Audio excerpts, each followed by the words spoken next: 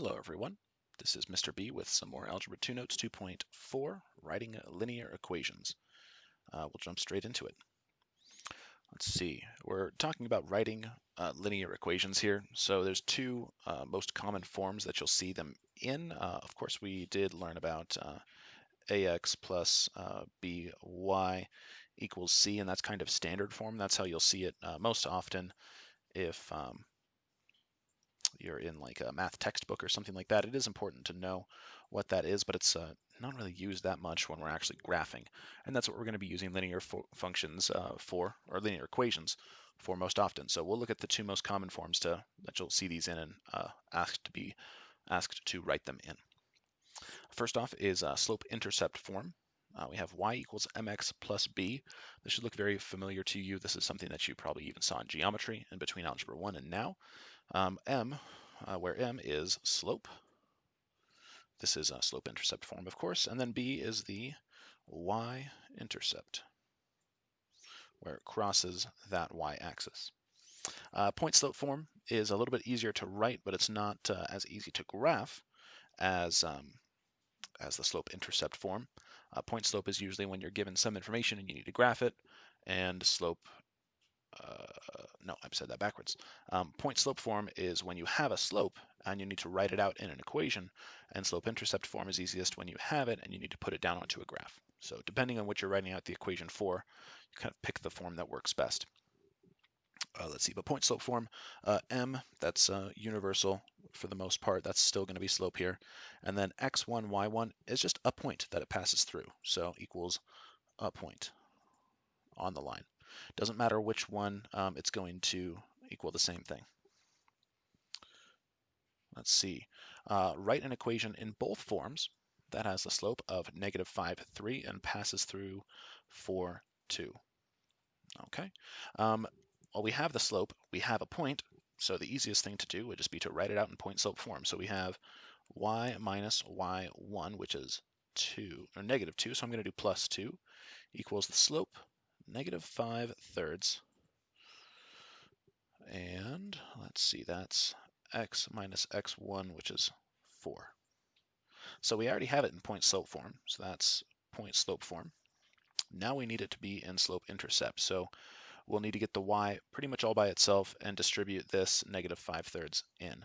I'm going to do that negative 5 thirds first, so let's see, we'll get y plus 2 equals negative 5 thirds x minus, let's see, it's a negative 5 thirds here and a minus 4, so it would turn positive here.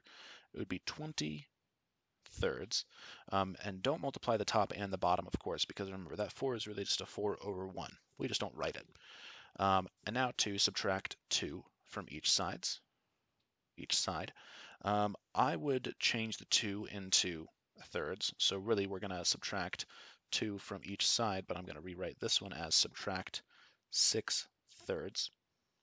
And then we can just take 6 away from 20, so we'd get y equals negative 5 thirds x plus, let's see, 14 thirds.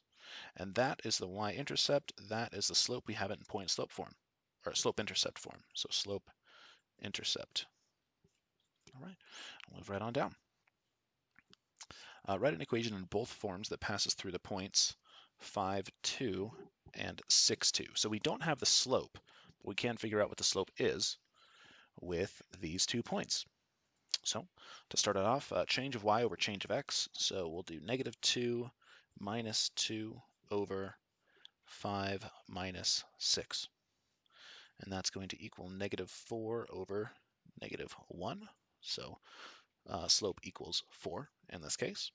And we have 2 points to pick from here. Really doesn't matter which one we go with. I'm going to write out point-slope form. So y minus, we'll use this point here, minus y, so that's plus 2, equals the slope, which is 4, and then x minus x, which is 5. All right, we can distribute that 4, so we get y plus 2 equals 4x minus 20. We'd subtract 2, from each side, and we get y equals 4x minus 22. And that is the slope-intercept form. All right. Let's see.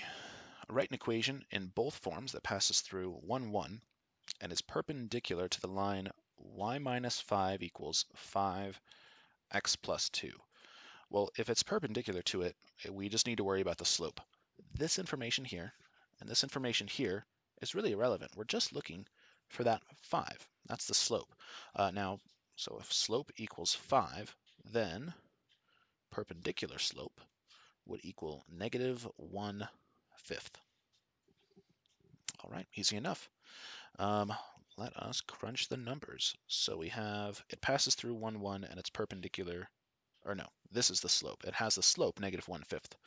So let's write out the equation. Y minus 1 equals negative 1/5 x minus 1, because we're using the point 1, 1, and that slope negative 1/5. We'll distribute everything in, so we have y, this is point slope, y minus 1 equals negative 1/5 x minus negative, so those two negatives cancel out, so it'd be plus 1/5. And now we need to add 1 to each side, so we're going to add 5/5 on this side. It's the same operation, just written differently. So we'd have y equals negative 1/5 x plus 6/5. And oftentimes when you are given this information, it's not going to come out to a nice round y-intercept. And that's totally normal. And that's everything. If you guys have any questions, please stop by the classroom and let me or Miss Kavanaugh know. And we will see you guys there. Thanks so much.